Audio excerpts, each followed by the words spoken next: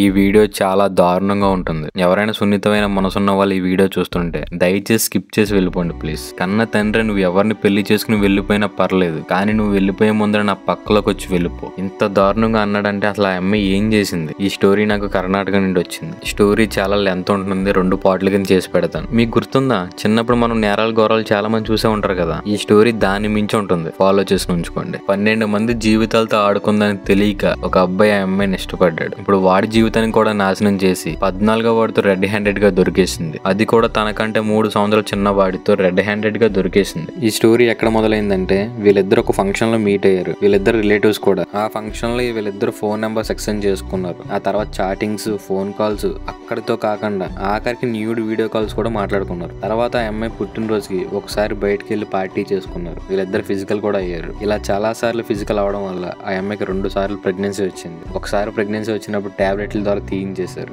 ఈసారి ప్రెగ్నెన్సీ వచ్చినప్పుడు మనోడు ఏమన్నాడంటే, ఇంకా చాలు ఈ బేబీని ఇలాగే ఉంచేసుకుందాం, మీ ఇంట్లో మా ఇంట్లో కూడా చెప్పి పెళ్లి చేసేసుకుందాం, ఇద్దరం హ్యాపీగా ఉందాం అని చెప్పేసి మనోడు అంటే ఆ అమ్మాయి ఏమందో తెలుసా, ఇంకా మన ఇద్దరం చాలా చూడాలి, చాలా తిరగాలి, ఇంకా లైఫ్ ని చాలా ఎంజాయ్ చేయాలి, అదంతా పక్కన పెట్టేసి పెళ్లి గిల్లి అంటావేంటి, అవన్నీ కాదు కానీ ఫస్ట్ నువ్వు టాబ్లెట్ తీసుకురా, ఆ తర్వాత సంగతి తర్వాత చూద్దాం అని చెప్పేసి అమ్మాయి అంటే అబ్బాయి తీసుకురానని చెప్పేసి చాలా గొడవ పెట్టాడు. వాడు టాబ్లెట్ ఇచ్చేదాకా వాడితో మంచిగా మాట్లాడి టాబ్లెట్ ఇచ్చిన తర్వాత ఆ పని అయిపోయిన తర్వాత ఇప్పుడు వాడిని అన్ని చోట్ల బ్లాక్ చేసేసింది. హైలైట్ ఏంటంటే ఈ విషయం ఆ అమ్మాయి వాళ్ళ అమ్మకు కూడా తెలుసు. అమ్మాయి వాళ్ళ నాన్నకు కూడా కూతురు ఇటువంటిదని తెలిసి ఒక రోజు ఇంట్లో వాళ్ళ అమ్మ లేని టైంలో కూతురు ఒంటరిగా పడుకుంటే ఆ అమ్మాయి దగ్గరికి వెళ్ళి ఫోర్స్ చేశాడు. నిన్న నైట్ మా అమ్మ ఇంట్లో లేని టైంలో మా నాన్న నాతో ఇలా ప్రవర్తించాడు, నాకు చాలా భయంగా ఉంది, ఏం చేయాలో అర్థం కావట్లేదు. వాడికి పాపం ఈ అమ్మాయి గురించి అసలు ఏం తెలియదు. నువ్వేం భయపడకు, నీకు నేనున్నాను, పెళ్లి చేసుకుందాం, నిన్ను మా ఇంటికి తీసుకెళ్లిపోతా, ఇద్దరం హ్యాపీగా ఉందాం. ఇలా మనవాడు ప్రతి ఫ్యామిలీ ఫంక్షన్ లో ఆ అమ్మాయి నా పిల్లం, ఆ అమ్మాయిని నేను పెళ్లి చేసుకుంటాను అని అందరితో చెప్పుకున్నాడు. ఆ అమ్మాయి కోసం మంచిగా డూప్లెక్స్ బిల్డింగ్ కూడా కట్టాడు.